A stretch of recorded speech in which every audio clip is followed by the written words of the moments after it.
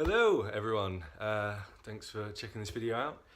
Today I'm going to talk about the idea of practicing.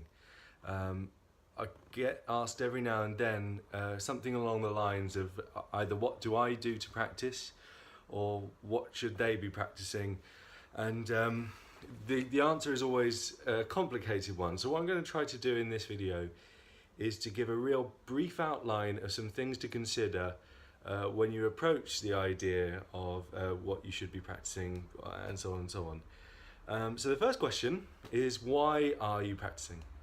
What are you trying to achieve ultimately? Is it because you want to make better music? That's a good place to start. You want to make better music. Okay, what does better music mean? And the more you go into those kinds of questions, the better you're going to be able to understand what your objectives are. So the first thing really to do is to sort of slow everything down, take a moment, maybe get a pen and paper out and go, why on earth am I going to spend maybe 2 hours every day practicing? What's the point? And that should give you a kind of good overview of where your time should be. The next thing I would suggest doing is doing a bit of playing. Maybe load up a backing track, or play a blues but unaccompanied, and then work out where you get into problems. What that will do is that will kind of give you an idea of what you're missing in your playing right now. A lot of the time we are going to kind of think, oh well, I better practice my technique, and we'll get onto that a bit later. Or I need to get my right hand or left hand up to scratch. Or we make a demon out of our right hand when it's actually the synchronization between hands that's the problem. But in general, you'll probably find that actually it's usually something up here that's going wrong, something inside the head. Could be hesitation, not knowing the fretboard well enough, which is a big one. So by doing that and just taking a little time sort of before, sort of pre-practice preparation, if you like, to just work out where you really need to work on. What aspects of playing you need to sort of consider most of all. The next thing after that is to then work out what you can do. I know this is very sort of simple, but work out what you can do to enact improvements in those areas. And sort of by challenging yourself to be innovative with this stuff, I think it gets you into sort of a deeper area of music and musicality. Much of practice concerns the idea of technique, but much of music making is about other things, is about musicality, let's say. And all these words have a lot of baggage, so let's try to break some of this down. So first off, what is technique? And technique is closely related to musicality. Technique for me is mainly about timing, sound quality, and stamina. So the first thing is a bad technique will show itself quite quickly, because you might end up getting very, very tired when you're playing. That's obviously not ideal. You want to have a technique that is at least in some way efficient. So what can you do? Well, go for a lesson with someone with a great technique, but don't worry too much if your technique isn't exactly the same as theirs. You'll eventually, by kind of feeling your way through and maybe not over-analysing, I'm sure you'll eventually get to a decent picking technique. If you don't, keep seeking lessons, keep trying, keep moving forward. But I would be checking out the Troy Grady stuff. But again, he'll look at Van Halen, he'll look at Yngwie, and they've both got radically different right-hand techniques, and it doesn't really stop either of them making good music. So I guess just take an open-minded approach, work out what feels nice for you, and just tweak problems as and when you go. When you run into problems, it's almost not worth obsessing about it until you realise why you're doing this. Because right-hand technique for me is about timing and about the sort of sound projection. The sound quality is obviously a collusion between the right and left hands, as well as is for timing. But also technique is a kind of bridge to musicality. Not everyone needs to be a shredder, but technique is important. And if you focus your technique on the production of sound rather than the use of efficiency and speed, while efficiency and speed are important, that they are sometimes the focus, and it takes you off other things. And to be honest, all that stuff helps you get faster anyway. That said, check out all the sort of Jamtrack Central masterclasses, like the Martin Miller stuff, or whatever, or Luca's Legato masterclass. All that stuff is very, very good. Again, Tom Quayle for any left-hand stuff. So that's, technique is technique, and again, you'll gradually find what works for you.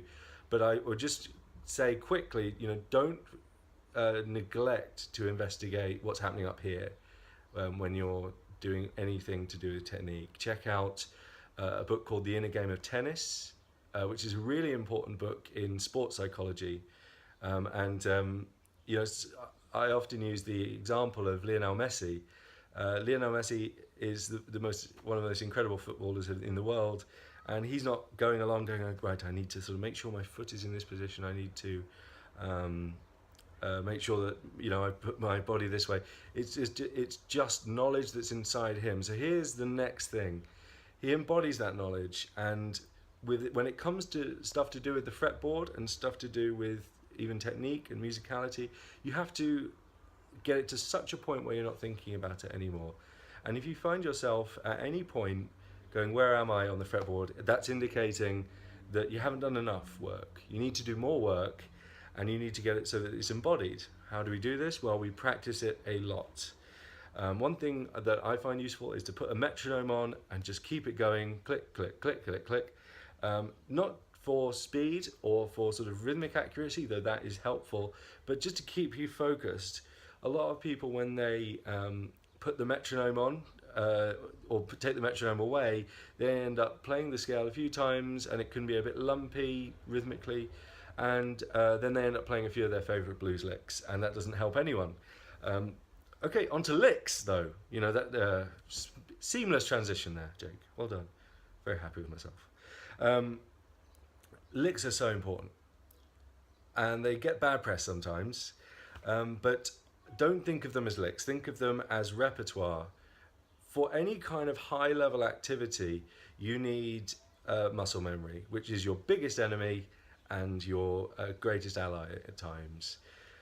For an improviser, muscle memory is a tricky thing, but without basic vocabulary to get you unstuck in those moments where you're not feeling that inspired, you often don't get that far.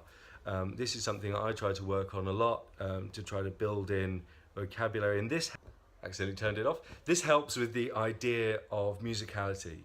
And when you're studying someone else's playing, just grab a lick, work on what they're actually doing. Try to listen to every aspect of what's happening. What's their amp tone like? Or if, it doesn't have to be a guitarist, if it's a pianist, what are the relative velocities of each note and relative lengths? Listen to that stuff in a deep way. Try to sort of listen to when the vibrato starts on someone, in someone's phrasing. Try to listen to all of that kind of thing. Don't just get the tab open and focus solely on the notes. The notes are important. Analyze them in regard to your theoretical knowledge. And if your theoretical knowledge is lacking, seek help. Or check out some of the many free resources available online or on YouTube. Anything like this, the more you end up engaged in the activity of doing music itself, rather than practicing itself, the more you will sort of critically evaluate what you're doing, and you'll find the little holes in your playing or your musicianship that need working on. I didn't know I needed to work on X until I did a few gigs with Y. I didn't know I needed to work on my reading or whatever until I did this or that. And a lot of the time, if you're slow and methodical, while leaving room for being free and creative, then you'll find yourself getting to results that way. And again, most of music, when it really comes down to brass tacks, can be helped by having a great ear and great timing, and a great sort of sense of musicality and the genres that you're sort of aping at the time, so whatever you're trying to play or mimic. If you're trying to find your own way, which we all are really, I guess, then it doesn't help to just reinvent the wheel. You kind of need to you need to tread the path that others have trodden, and work from that. I'm sure I've missed tons out here, but those were just a few things that I wanted to say about making music, especially with regard to the idea of learning licks, not just for the the fretboard solution, which is very helpful, but also because of listening to how the lick is performed, and work on your execution and phrasing. Again, people just say work on your ear, and we can talk about that maybe in the next lesson. And each of those things need a lot more explanation, I'm sure. It's quite a shallow thing, but it's an overview of a general approach to practice. So if you found that at all interesting and want to hear more from me or more about my music, please check out my Indiegogo campaign, which you'll find in the description of this video, or there might be a card wandering around there somewhere. I really appreciate your help with any support and shares, or go over and like my Facebook page, or subscribe to this channel. Thanks again, take it easy.